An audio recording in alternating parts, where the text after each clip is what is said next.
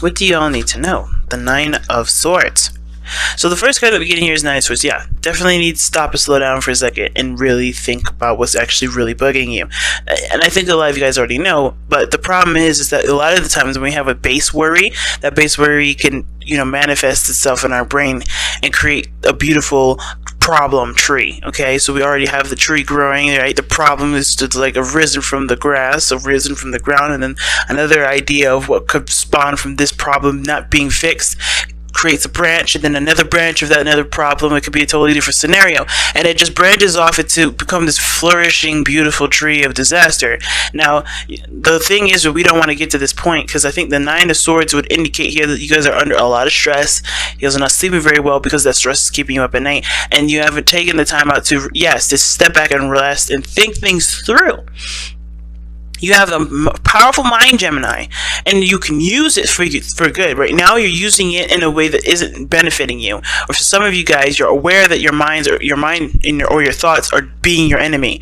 You don't have to let it be your enemy. You can work together with it. You don't ever have to let your brain be a separate entity of yourself. So this is this is the biggest thing I'm seeing here for a lot of you guys. Is the stress is becoming to be too much. All right. Oh, we have a card that's upright already. High Priestess. Okay. Secrets.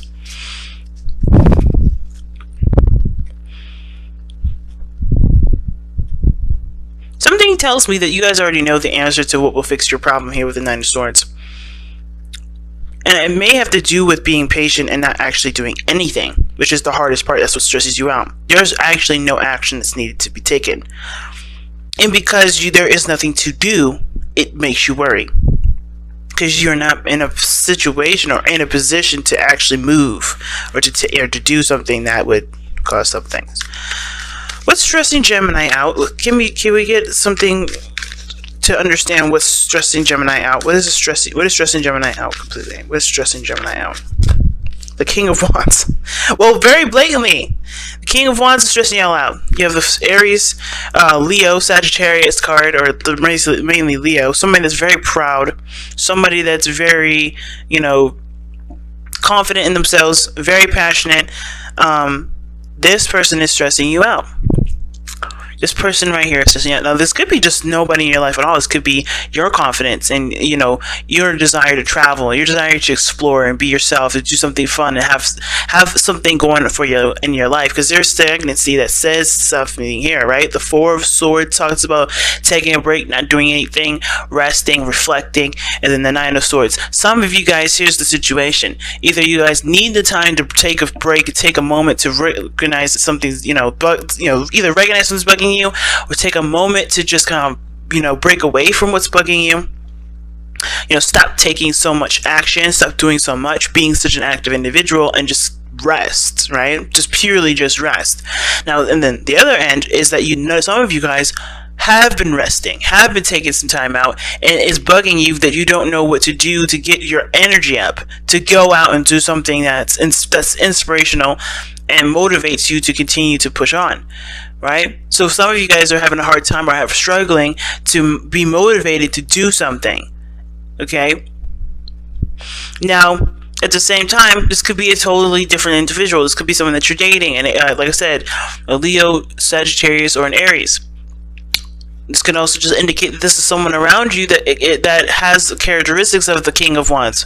Very passionate, very energetic. They're always doing something. The life of the party.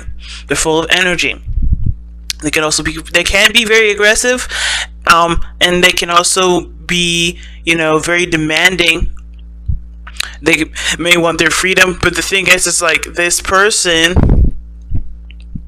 is very self-absorbed, right? So, there may be some issues with this individual in regards to how they perceive themselves and how they perceive you, how they are considerate in the relationship or not. Now, the King of Wands is never inconsiderate to the people around him.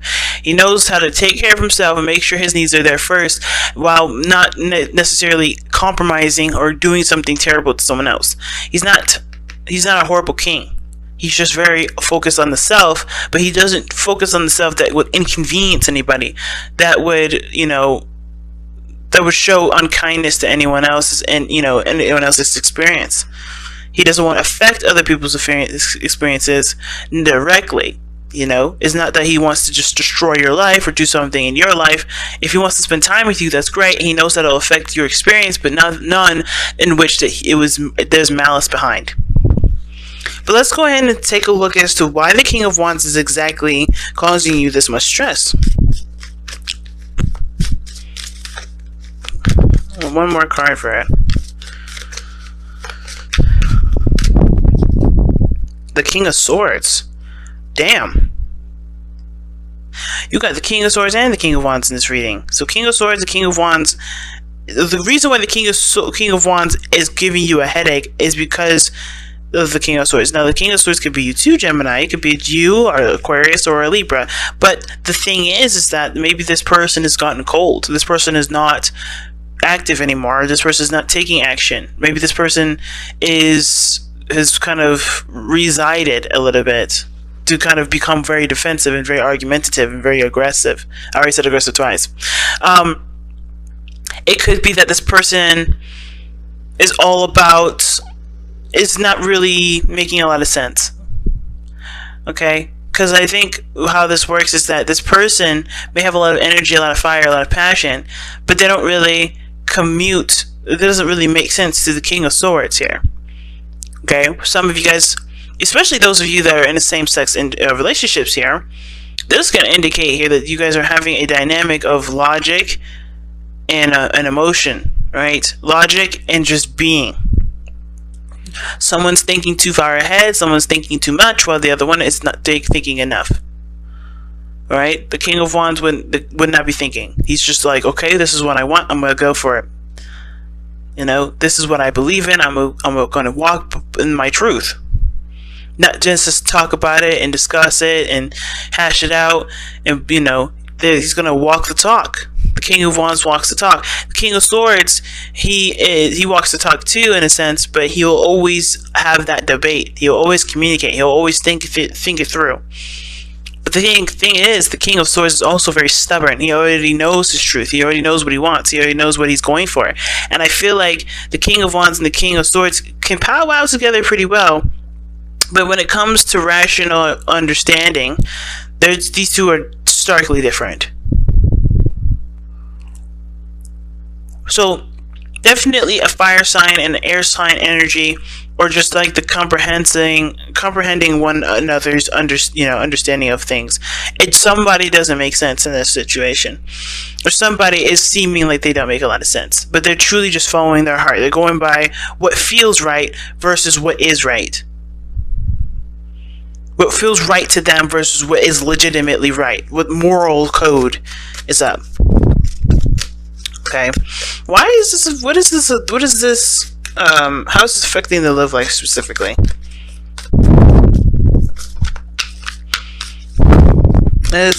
Honestly, I want to actually know, what are the disagreements between the King of Wands and the King of Swords? What is the disagreement between the King of Wands and the King of Swords? I don't know why I think disagreement, but I feel like it's disagreement here. Because if there was no conflict, then you wouldn't be stressed. So, what is the disagreement? What is the conflict between the King of Wands and the King of Swords? What is the conflict between the King of Wands and the King of Swords? What's the conflict? Oh wow, committing to love. The Ace of Cups. And the Hierophant. Wow. Commitment to love. Commitment to emotional growth. Commitment to spiritual growth. Or a change in the way someone achieves emotional growth. It's interesting because I did a reading for a client, and the person was a Gemini, and they were in a same-sex relationship as well. But the problem that person was having was that they had been in a relationship prior that was very difficult for them to see any sort of potential, relationship with someone else if it wasn't already established to be stable, committed, and so forth. If some of you guys are having an issue coming outside of your comfort zone and dating somebody new, this person may be coming in, this King of Wands may be coming in to show you that the situation is not about rational thinking. It's about going for what you feel is right. And a lot of times you're not going to have a certain situation just play out in the way you want it to. And it's not necessarily about what you want. It's more of like, is it possible? And a lot of times, especially with the individual I was reading for, it wasn't possible for that person to expect a committed relationship from the person the second they started dating. That was unrealistic. So the situation here is showing me is like some of you guys may be aware that what you guys have to do to have a beautiful relationship with somebody is to be yourself and to let time pass and let time just be, to grow that relationship. Real roots to put down in the relationship instead of just saying, okay, I'm not going to be with you unless you're really looking for a serious relationship. You don't know what you want from this person until you know who this person is. You got to give this person a chance. Believe it or not, like wands, fire, and air energy go along very well together, but you won't know how well it goes together until you spend the time to figure that out, which is why the Hierophant and the Ace of Cups is here. This is a growing process. This is about connecting with your emotions. I think for some of you guys, you've been detached from your emotions for a long time because it's been very painful to deal with or to remember or to even, have anything to do with love because of your past experience.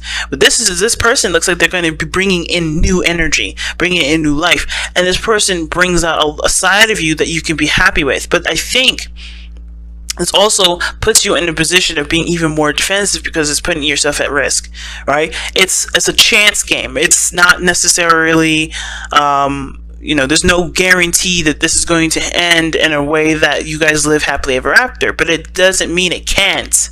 Just because there isn't a sign of it now. It takes growth, it takes time, it takes patience for it to grow out. And I see this in this relationship, I see this reading. You have to be yourself. You have to look and see who you are through this person, and you have to understand and see who this person is for you in this relationship before you can decide, is this the path that I want to go down? Is this person someone I want to live with for the rest of my life? Is this someone I want to marry? Is this someone I want to have kids with? Is this someone I want to live the rest of my life with? Period. And that is going to take time, and that's why I think this is why you have to kind of be patient here. I think this is why, either taking a step back to just slow down and relax, or to just go out and do it, take a chance, take a leap of faith, and, just see how it goes. It's just better than just not doing it at all, and better than, just kind of cutting your losses, So, what is the overall outcome for Gemini? Damn, Judgment. That's the second opportunity. But Judgment with the Eight of Wands. You guys are getting 2 cards for everything that's being explained today. Underneath that is the Two of Pentacles. You have to make a decision about what it is that you want, what is of value to you. And I understand that there is this desire to settle down and just, you don't want to take anybody that's not going to truly settle with you, or, that's truly going to look for long-term commitments. You shouldn't be looking for it either. Not saying that, not to go after what you want, but like, you shouldn't expect everyone that you date to be as quick to get married and settle down as you are. And who's to say that this person is definitely for you if you don't take the time to get to know them? Remember, everything happens for a reason. Time is given to us to understand what we need to understand, so we can avoid situations, so we can understand the person or understand the circumstance a lot better than what we looked at from the situation up close. Because think about this, and I actually got this from a comedy skit. I don't know if you guys have seen it, Equimity,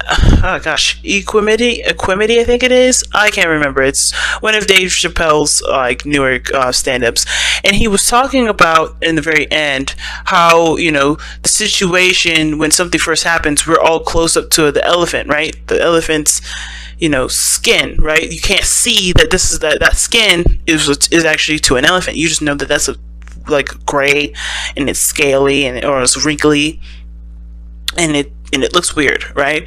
But it takes time for the situation to back itself out so you can see the whole picture, right? This is the same situation. You don't know everything when you first start out, and it's hard to kind of accept that because it's also requiring you to just trust the situation and see how it goes from there.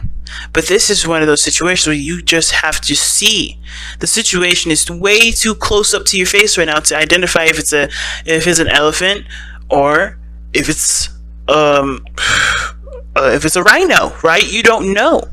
because they have the same kind of skin, right? But you don't know what kind of situation this is until time is given to it for you to be able to step back and see the whole picture, see everything from what it is, and see how it plays out in your world. So give it the patience that it needs, because what this last two is showing you is that this is judgment in the Eight of Wands. There's some sort of opportunity that comes up that requires communication. It requires the flow of progress, right? And I feel like it's not necessarily just communication, but it's also about moving forward. It's about taking the steps ahead and going for it. Not to completely just, just completely just cut something off, but giving it the opportunity that it's going to need, or giving it the time it needs to understand it, and go for it, and then change your mind later if it need be, because you always can change your mind. But it may be hard to change your mind, but it's definitely an option. Your back is never ever up against the wall, fam. Okay, so let's take a look at what oracle cards you have.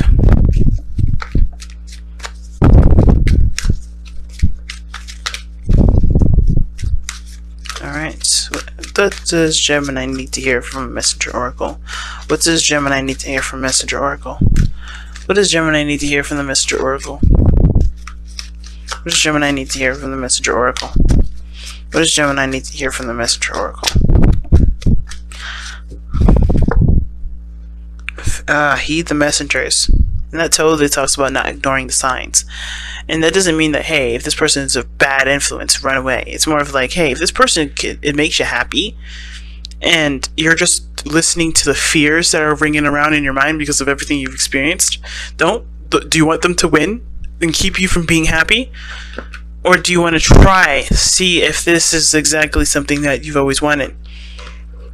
And I'm feeling like pulling you guys to surrender the Power of Surrender card, because I'm addicted to these cards. And that was probably like the third week in a row I've used these, but this is one of my favorite cards ever.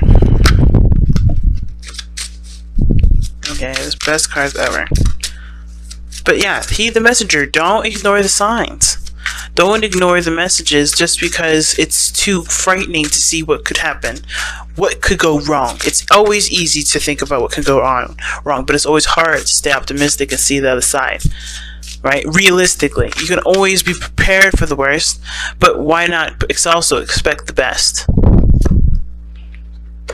Alright, you guys also have surrender your attachments to results. See what I'm saying? Guys, the formula for success is to do all you can to make things happen, then let go of the results. Holding on too tight to a desired outcome can sabotage it.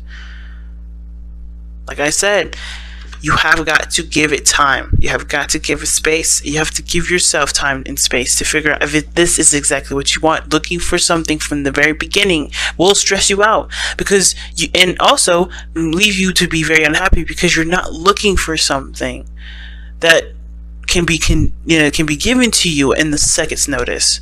It can't be given to you in second's notice. It has to take time. It has to grow. You have to overcome the challenges and the struggles. You have to understand the dynamic between you and a different person. And I feel like the person that's in your life right here is not doing anything to be malicious or hurtful, but they're doing what's best for them, and you have to do what's best for you and not think about what could come of this relationship and just focus on what you want right now. What you want to feel right now. Do you want to feel love? Because love can come and love is here. If you want commitment, why don't you just sign a contract with somebody and work with them, right? If it's commitment that you want, there's other ways to do it than being in a relationship that requires you to feel. Because a relationship cannot be blossomed from looking for something straight up from being a commitment. You have to look from it in a hard place, being able to receive and give love. And if you can't give it, that sort of commitment may not be the kind of commitment that you should look for, because that one is requiring you to be emotionally open and to focus solely on love and not with the destination, because love doesn't take you places. Love is emotions. Okay, it's hard, y'all. I understand, considering that you guys have obviously every reason to be worried and stressed out. and to be even hesitant when it comes to future relationships, considering maybe the past one didn't work out. But you have to trust. If you want anything to grow in your favor at all, you have to trust.